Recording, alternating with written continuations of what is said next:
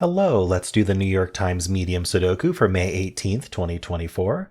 There's a link in the description if you'd like to try the puzzle yourself, and I'm going to get started right now.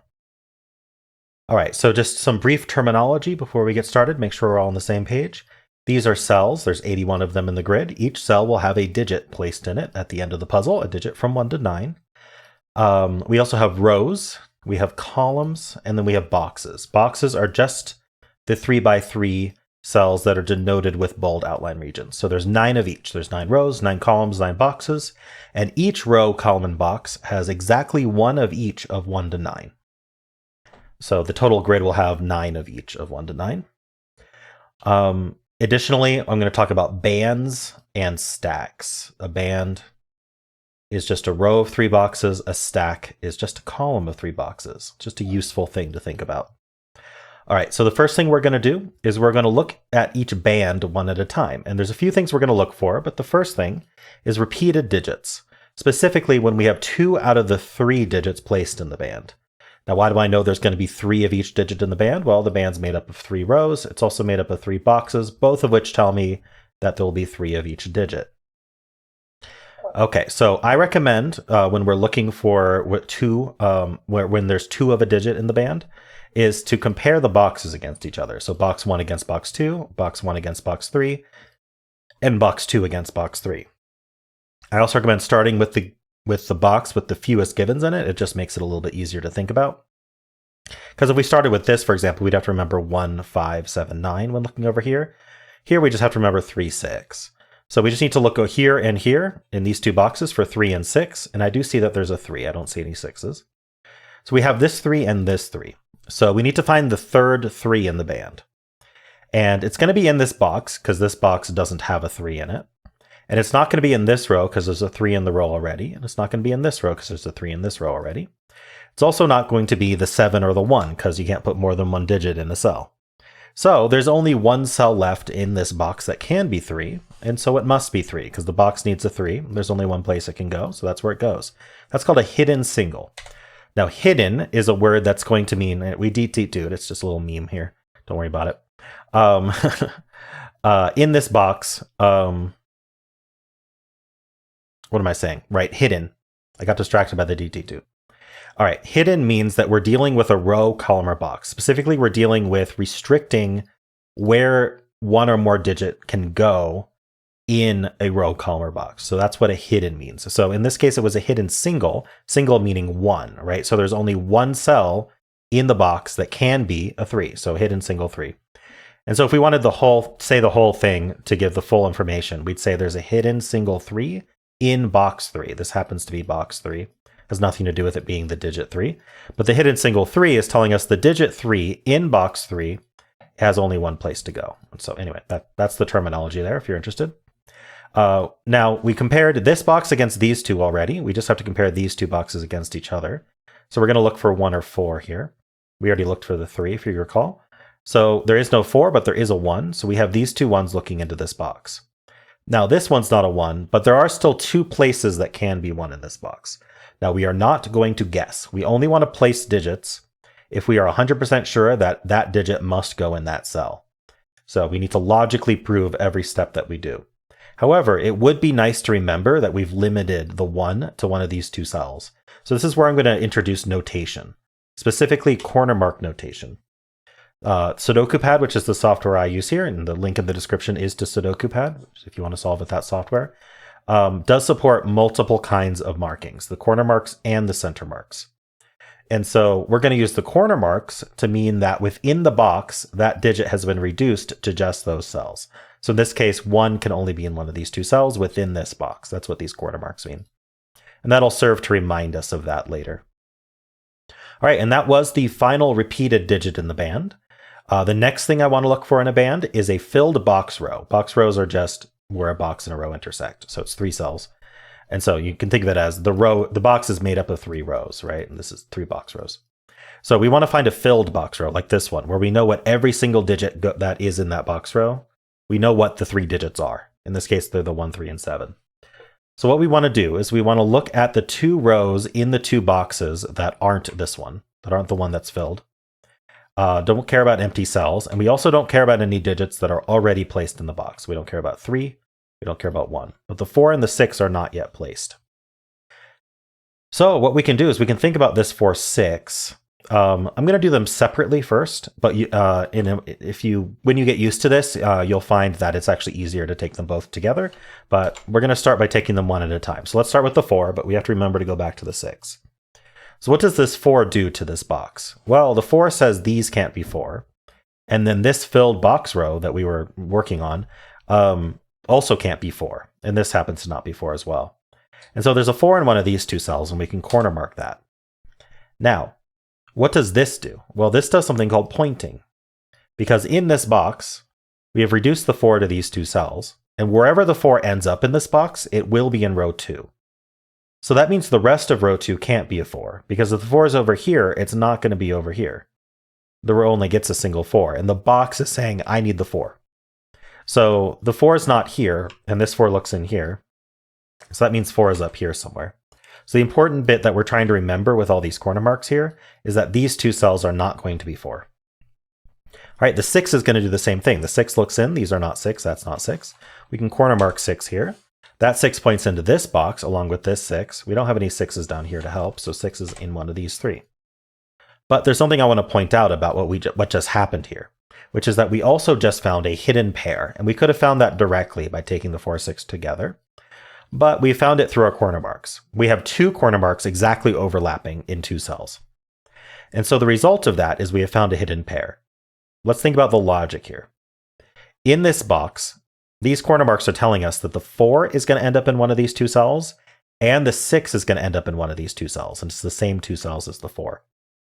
Now, can we get away with not putting a 4, 6 into these cells then? And the answer is no. We must put a 4 in one of them and a 6 in the other, because we can't put both 4 and 6 in a single cell. And so because of that, one of them will end up 4, and that'll automatically make the other one 6. So if this one ends up 4, that'll be 6, right? So those are the only 2 options. We're either 4, 6 like this or 4, 6 like this. And so we can actually use our second type of notation, center mark notation, to center mark 4, 6 here. And I'm going to get rid of the corner marks. So what this is telling us is that this cell has been reduced to just 4 or 6. So the center marks are cell centric. We have listed out the exhaustive list of possible digits that will be in the solution for this cell. Now we know only one of them will be correct, but we have narrowed it down to 4 or 6, and we've narrowed this one down to 4 or 6. That's what these center marks mean. But because we know that one of these will be 4 and one of these will be 6, that's the 4 and 6 for this box. So the remaining cells in the box are not 4, 6, and that's what this pair does. This pair is kind of informing us of that. And so what's remaining are the 2 digits that we haven't accounted for in the box, which is the 2. And so first of all, the 2 can be placed because now there's only one place for 2 in the box. And you may notice that is because we found this hidden 4, 6 pair. A hidden pair, or hidden anything really, even this hidden 3 we found, it removes any other possibilities from those cells. So we removed the option for these cells to be 2. Because otherwise, if you see this 2 looking in, we could have had 2 in these 2 cells here. But because this was a member of the 4, 6 hidden pair, it cannot be 2. So we can place the 2 here. And now this is going to be the other digit that we need in the box that we haven't accounted for yet, which is the 8. So we get the 2 and the 8 placed, which is very nice. Now that we placed those, we do want to look to see if that helped out the rest of the band in any way. It doesn't seem to have. We did fill this box row, but I'm going to say that if you filled a box row in a box that you already know everything about, it's not worth looking at because you're not going to find anything new from that. Because we already marked up the whole box. We already know exactly where every digit goes in this box, except for a little bit of ambiguity between these 2. All right, so that is the filled box row, so you can see how useful that was. Not always as useful as that, but generally good to look for. The final thing to look for before we move on to the next band and repeat this process is any row or box that have been reduced to 4 or fewer open cells. So like this has 2 open cells, but we already know what's there going on there. This row has 3 open cells. So what I want you to do first is think about what are the 3 digits that are remaining in this row that will end up in these cells. And the answer is the 1, the 7, and the 9. So I want you to think about 1s, 7s, and 9s and how they might be restricted in these cells. The only thing I see is that the 1 is not here. And so this ends up being only 7, 9, and these end up being 1, 7, 9. Okay, and so you can see we use the center marks to remember that these cells were reduced to that.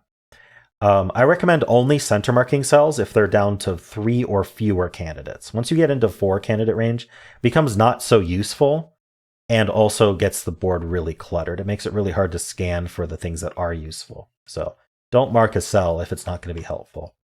This row is down to 4. You might say, hey, I thought it was down to 6, but actually we know where the 4, 6 are in reference to the row, right? These are not going to be 4, 6. So there's actually just 4 digits remaining. The 4 and 6 are going to end up over here. So we need a 2, 5, 7, 8. Now I'm seeing that this cell sees a 2, 5, and 8. Remember I said 2, 5, 7, 8?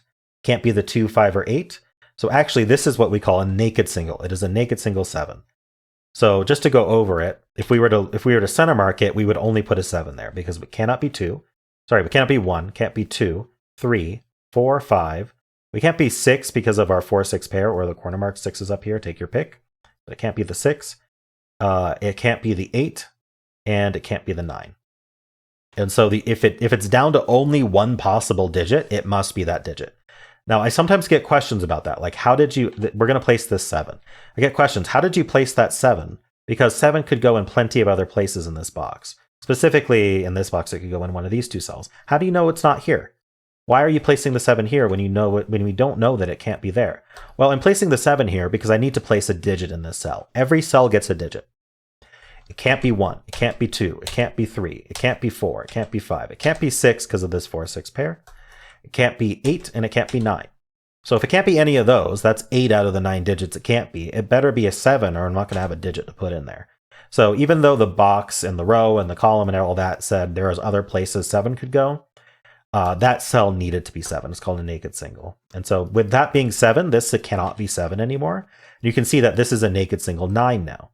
Because of all the digits that could go in that cell, 9 is the only option. So we're going to place the 9, and that removes the 9 from these as an option, leaving a 1, 7 pair here. Very nice. All right, so we place the 7 and the 9. When we do that, we want to follow up and say, okay, let's rescan for buddies in the band. Right, I already did that with the 2, 8, but we didn't find anything. But the 7, 9 we do. So the 7 is telling us what we already know, that the 7 is down here. But the 9 is telling us something new. It's telling us that 9 is up here. We can corner mark that. In addition to that, this row is now down to 3 digits. I believe it was the 2, 5, and 8. So I'm just going to fill that out because it is down to 3, and this can't be 2. All right, additionally, this box is down to 2, 5, 6, 8. We know this can't be 2, 5, or 8 still, and so this is a naked single 6 because it can't be 2, 5, or 8. So this 2, 5, 8 here has been extremely helpful. And so now these are down to 2, 5, 8. This one's not a 5. So we know the 5 isn't one of these 2 for what it's worth. All right, and with all of that, I think that's going to be it for the band. We did get this 6, but it's not helpful. We already know the 6 is here. Okay, yeah, I think that's good for the band. Let's move on to the next band here. So we're going to start here, the 2 and the 5. So we do have a buddy for the 2. This 2 also looks down, so that places the 2 in this box, hidden single. We also had a buddy for the 5. That puts a 5 in one of these 2 cells. All right, and now we just compare these 2 boxes against each other. We already took care of the 2, but the 6 and 9 might be interesting, the 9 especially. 9 has a buddy. These 2 9s also look in. That places the 9 in this box. Oops, I meant to place it. There we go. Okay, that was the last repeated digit.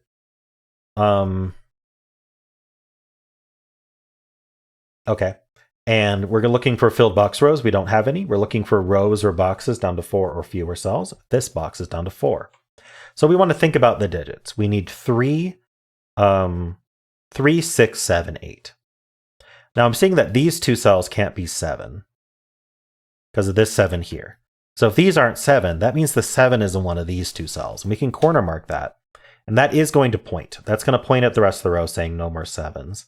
So we can look to see if that had any effect. I am noticing these 7s looking in. So while I notice that, I am going to corner mark 7s here, but I don't think it's all that helpful. These can't be 7, but we don't know where the 7s go here. Other than that, that means these are down to 3 digits at most. I said we needed the 3, 6, 7, 8. So it's down to 3, 6, 8, and this can't be the 6. And these are down to 3, 6, 7, 8. This can't be the 8, so this is 3, 6, 7.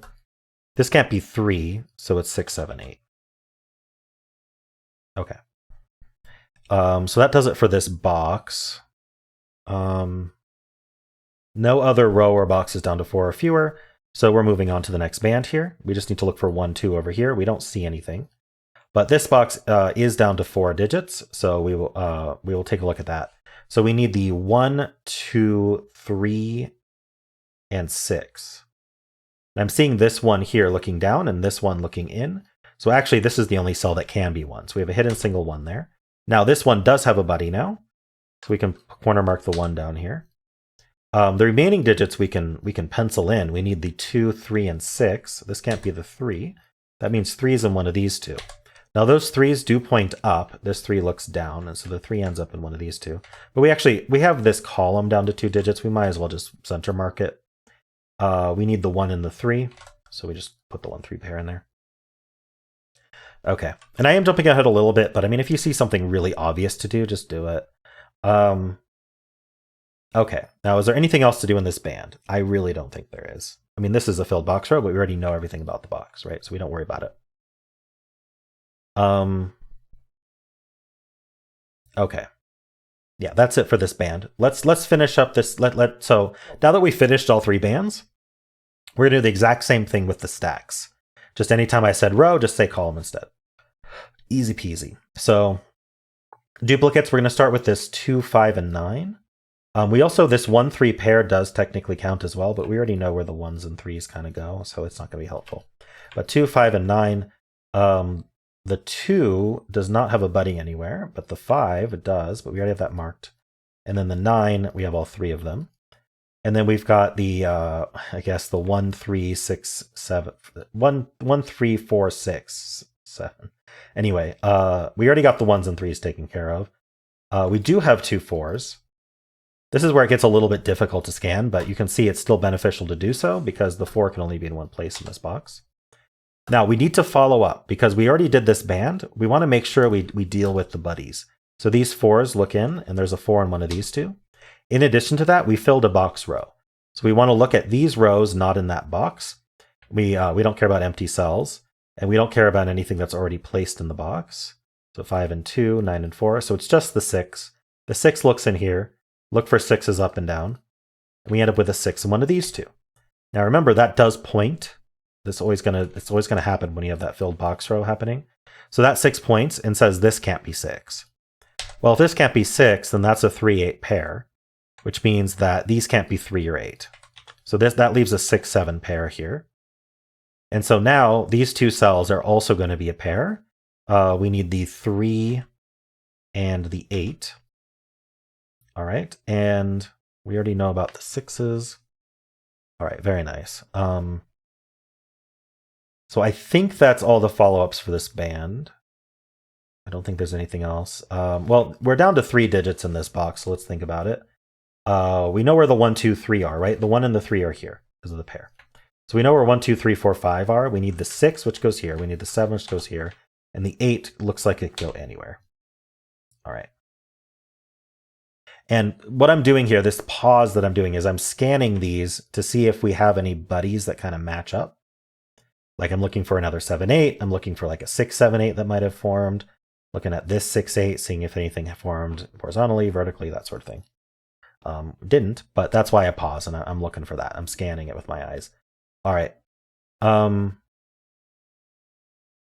Okay, I think that's good for the follow-up of this band. This stack, you can see we have everything penciled, so we're done with it. So we're going to do this stack next. We just compare these against these. We have the 2 6s. We can put 6 down here somewhere. No filled box columns. This box is actually down to 4 digits, so we could have looked at that earlier. The 4 goes here, the 5 goes here. What else do we have? We need the 1 somewhere. And we need the 7. Okay. So I'm looking at how like this 1, 4, 7, this 1, 5, 7 could have a triple being formed at some point. I'm not seeing it right now.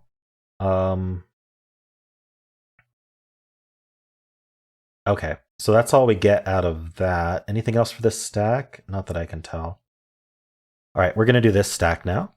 So the 1 and the 2, 1s are done, the 2s are done. All right, how about 4, 5, 9? Okay, we do have 2 5s looking down. This 5 looks in, so 5's in one of these two. And then the 9s also look down. This 9 looks in like this, putting an eye in one of these two. Okay, so now filled box columns, this one, but we don't really care. We know what's going on in this box. This column is down to 3 digits. We need and by the way, when I'm noticing that, I'm also noticing that these 2 digits share a box. So any digit that isn't here is going to be limited to these 2. So let's go over that in a second. Let's think about the 3 digits that are left. It looks like we need a 6, 7, 8. Oh, so even easier, this cell can't be 7 or 8, so this has to be the 6. And that means this is the 7, and then that's the 8. Now that 7 does resolve the 6, 7 pair. That resolves this 4, 6 pair. This 6 also removes this 6 corner mark and this 6 center mark. It does mean 6 in this box is in one of these 2 cells, and that's going to point right, removing 6 from this cell. So now this is a 6. All right, we got to take a step back. We just got some good stuff. We have these 2 8s now. Those look in, putting an 8 up here. I'm going to look at this column because it's down to 2 digits. We have the 1, 2. We need 3. We have 4, 5, 6. We need a 7. So 3, 7. This 7 tells us the order. That's 3. That's 7. And so now this 3 actually gives us this 2, which resolves the 6 and the 3 as well. That gives our 8, 7, and 6. That gives our 8 here as well. We got the 7. That clears 7 out of these 2 cells, leaving a 1, 4 pair. Sorry, I didn't mean to do that. With this 1, 4 pair, that means the rest of the box can't be 1, 4, because the 1, 4 are up here. One of these will be 1, one of these will be 4, so these can't be 1. That leaves, also this 3 is resolved by the 8, so we get the 3, we get the 1, we get the 3, we get this 8 here. All right. The 1, 4 pair also affected the row, but we resolved that in a different way. All right, we just got a lot of stuff. Let's get this triple here. I know it's 5 and 9. What is it, 4, 5, 9? So this can't be the 4 or 9, so this is the 5, leaving behind a 4, 9 pair. Right, at this point, I'm just targeting rows, columns, boxes with very, very few digits in them. Like this is down to 2. So that's going to be a pair, right? So we have the 1, 2, we need the 3, and this 3 tells us it's not here. So this is the 3, giving us this 8 and 3, giving the 5, giving the 2 and the 5, giving this 8. Placing this 8, let's place the other digit for this row. It's the 7, giving us the 5 and the 7, giving us the 1 and the 7 and the 4 and the 1. Yeah, this puzzle has completely collapsed. We're just filling the digits at this point. So that's the 1. Let's just get this triple out of the way. I need a 2, 4, and 9, it looks like. Okay, and then here, let's just play what does this box need. So the box needs a 2, so how is that restricted? Only up here. And I'm going to use center marks for this. Oh, this 2 also helps. So 2 can only be here in the box. That gives us this 9, 4, and 2. We also need a 4 in the box. It can't be here or here, so the 4 goes there. That's 9 and 4. Then we need 5 and 9. This is the 5, this is the 9, and we're done. All right, pretty straightforward puzzle today. Our standard techniques pretty much made quick work of it. So yeah, let me know how you did. If you enjoyed this, then why not leave a like, subscribe, and a kind comment below.